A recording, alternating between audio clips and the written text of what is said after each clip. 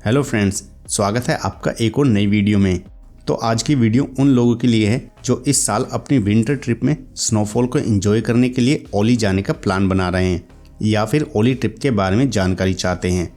Mostly tourist सर्दियां आते ही इस मौसम में पहाड़ों पर जाकर स्नोफॉल एंजॉय करने के लिए रेडी रहते हैं। इनमें से एक पॉपुलर टूरिस्ट स्पॉट उत्तराखंड का ओली भी है। मोस्टली विंटर सीजन में लोग यहाँ जाना पसंद करते हैं क्योंकि मिड दिसंबर से लेकर फरवरी तक यहाँ काफ़ी ज़्यादा स्नोफॉल होती है। ओली में स्कीइंग और हाइकिंग सहित स्नो एक्टिविटीज़ कंपटीशन भी होता है, जिसके लिए यहाँ पर बाहर से भी प्रोफेशनल और एक्सपर्ट लोग पहुँचते हैं। इसके अलावा यहाँ पर इंडिया की सेकेंड लार्जेस्ट गोंडोला राइड भी है। तो ओवरऑल ओली एक अच्छा और खूबसूरत टूरिस्ट डेस्टिनेशन है, स्पेशली अगर आप मिड दिसंबर और फरवरी के बीच प्लान करते हैं। तो चलिए फिर आज की इस वीडियो में समझते हैं कि कैसे आप ओली का प्लान कर सकते हैं। लेकिन उससे पहले सब्सक्राइब कीजिए ट्रैवल ट्रैकर यूट्यूब चैनल को और नोटिफिकेशन का बेल आइकन का बटन भी दबाएं। तो वीडियो शुरू करते हैं दिल्ली से, क्योंकि दिल्ली से काफ़ी सारे ट्रांसपोर्टेशन के ऑप्शंस अवेलेबल हैं ओली तक पहुंचने के लिए।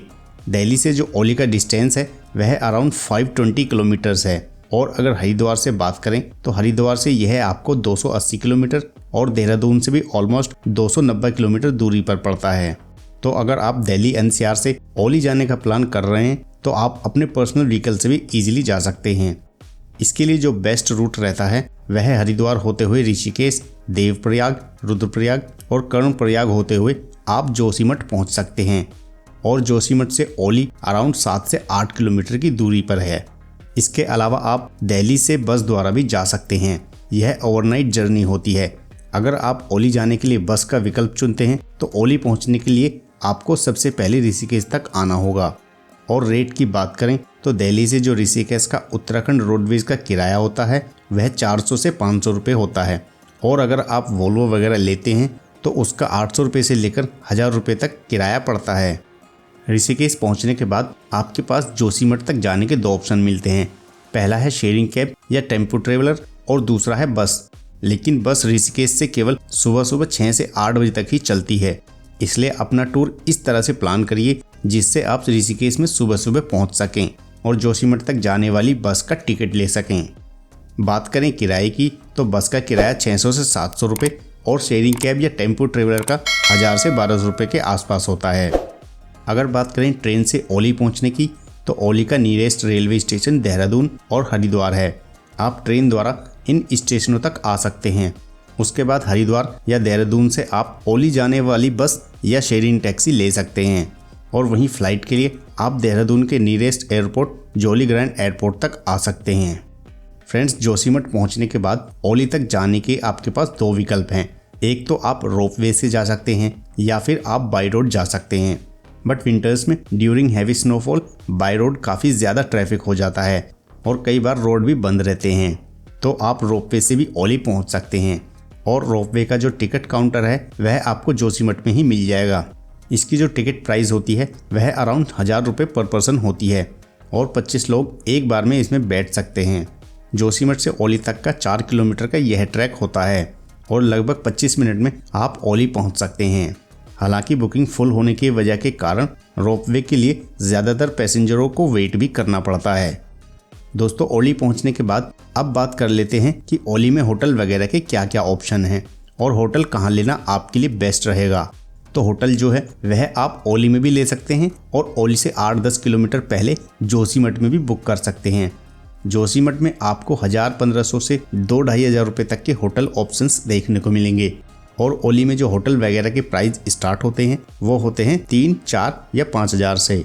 आपको ओली में महंगे रिजॉर्ट्स के ऑप्शन भी काफ़ी मिल जाएंगे। तो अगर आप ओली में रूम लेते हैं तो थोड़ा कॉस्टली पड़ेगा, लेकिन अगर आप बजट में चाहते हैं तो जोशीमठ एक अच्छा ऑप्शन रहेगा।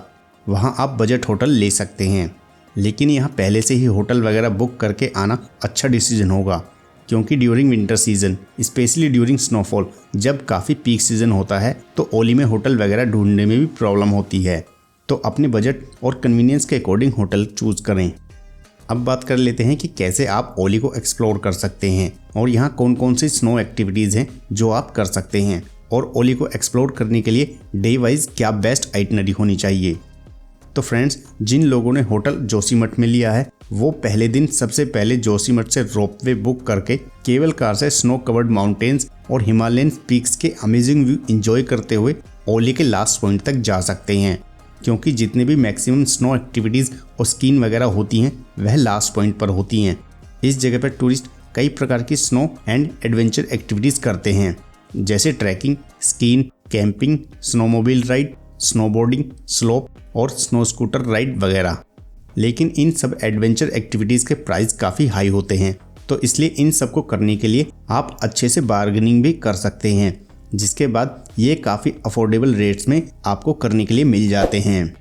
यहाँ लार्ज स्केल पर बर्फ से ढका एरिया और सबसे अच्छी स्कीइंग ढलान है, जहाँ इंडिया की सबसे फेमस स्की रिजॉर्ट और ट्रैकिंग होती है। ओली में ट्रैकिंग लवर्स के लिए भी अच्छे ट्रैकिंग रूट हैं। वहीं कैंपिंग भी ओली के सबसे फेवरेट एक्टिविटीज़ में से एक है।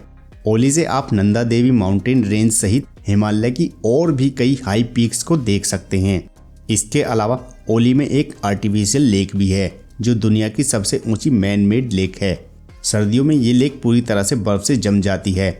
यहाँ रोपवे की जो टाइमिंग है वह सुबह 9 बजे से शाम 4 बजे तक रहती है, इसलिए पूरे दिन एंजॉय करने के बाद आप टाइम से वापस भी आ सकते हैं और नेक्स्ट डे का शेड्यूल आप बाकी के लोकल प्लेसेस को घूमने के लिए प्लान कर सकते हैं, जिसमें आप शुरुआत कर सकते हैं गोरसों बुग्याल से। यह एक ब्यूटीफुल टूरिस्ट प्लेस है, जहां पर आप नंदा देवी, द्रोण और त्रिशूल जैसी माउंटेन्स पीक्स के दृश्यों को एंजॉय कर सकते हैं। यह बड़े बड़े ओक के पेड़ों से घिरा हुआ है।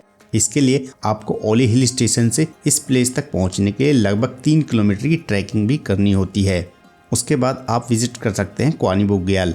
क्वानी बुग्याल गुरसों बुग्याल से लगभग 12 किलोमीटर दूर और 3380 फीट की ऊंचाई पर स्थित है।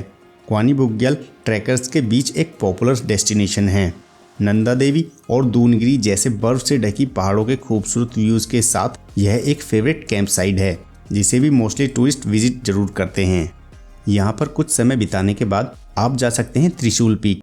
ये 3 हिमालय माउंटेन्स पीक्स का एक ग्रुप है, जो त्रिशूल आकार की दिखाई देती है। त्रिशूल पीक पर आने वाले टूरिस्टों के लिए बेस कैंप ट्रैकिंग भी उपलब्ध है। यहाँ आप ट्रैकिंग, कैंपिंग और स्कीइंग कर सकते हैं। और फाइनली लास्ट में जो टाइम बचता है उसे आप जोशीमठ में घूमने के लिए रख सकते हैं, क्योंकि Joshimath Himalayan mountaineering, camping, trekking trails और बद्रीनाथ जैसे तीर्थ स्थानों का एंट्री पॉइंट है। जोशीमठ तीर्थयात्रियों के लिए एक मुख्य धार्मिक केंद्र भी है। अगर आप धर्म, अध्यात्म और रोमांच को एक ही जगह देखना चाहते हैं तो यह जगह एक बेहतर चॉइस है। इन सब के अलावा भी आप अपने टूर प्लान और टाइम शेड्यूल के अकॉर्डिंग ओली के आसपास के कुछ और भी प्लेसेस को अपनी बकेट लिस्ट में रख सकते हैं, जैसे सेलधार तपोवन, चेनाब झील, नंदा देवी और छत्राकुंड आदि।